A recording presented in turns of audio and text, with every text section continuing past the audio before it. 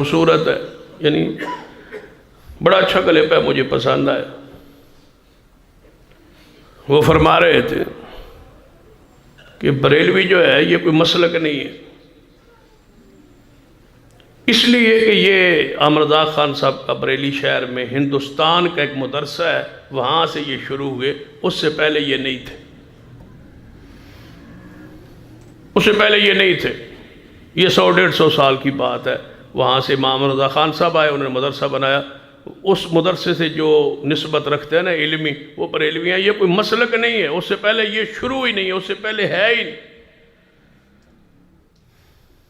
ساتھ فرماتے ہیں کہ دیوبند جو ہے یہ بھی ایک مدرسہ ہے اور یہ علمی ایک نسبت ہے، دیوبند کوئی مذہب نہیں ہے۔ کہتے ہیں یہ مذہب نہیں ہے، کیڑی سچی اور سچی اور کھری بات۔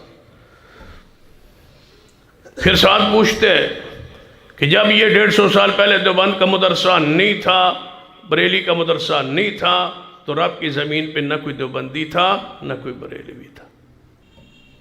کہتے ہیں آپ بھی یہ افغانستان بنگلہ دیش میں، ہندوستان میں، ادھر ہے، ادھر دنیا میں جائیں تو نہ دیوبند ہے نہ بریلی، یہ کچھ بھی نہیں۔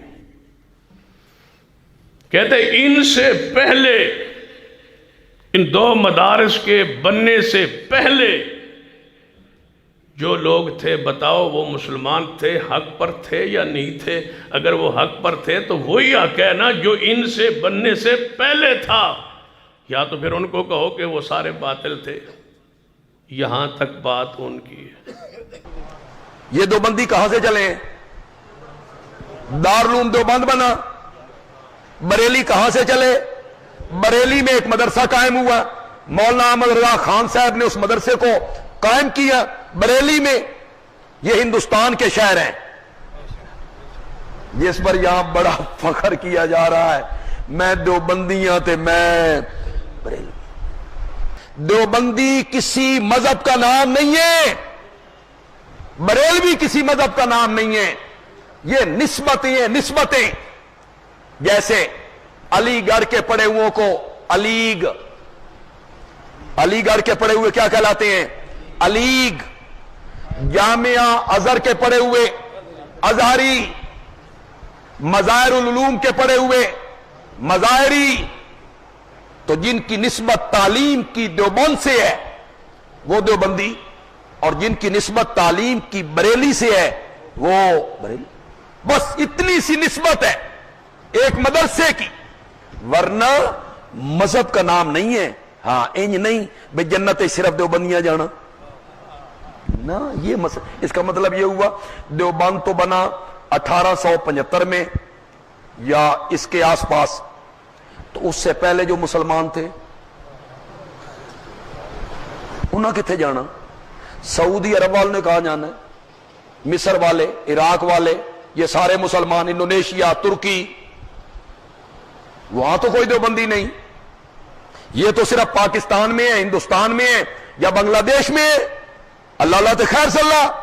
تو یہ کسی مذہب کا نام نہیں ہے کہ نجات کا دار و مدار دیوبندیت پر ہے یا نجات کا دار و مدار بریلویت پر ہے، نہ، یہ صرف مدارس سے نسبت ہے۔ آگے میری ہے کہ تھوڑا سا اور پیچھے چلے جائے، جہاں تک آپ پہنچے ہیں اللہ آپ کو صحیح سمت ملے ہے، اور ہم دعوت دیتے ہیں اس مسلک کو، اس منہج کو۔ جب اس حد تک آپ پہنچے ہوئے ہیں، دل آپ کا یہ کہہ رہا ہے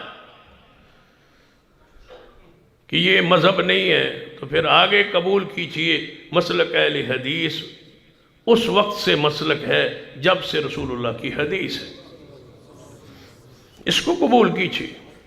جب فطرت کی طرف اللہ آپ کی دل میں کوئی بات ڈالتا ہے تو فطرت کو قبول کر لیجئے۔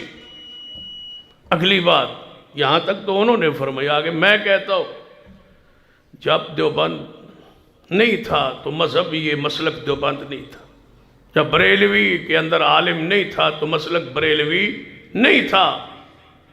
تو پھر تھوڑا سا آگے بڑھے، جب امام ابو حنیفہ نہیں تھے تو مسلک حنفی بھی نہیں تھا۔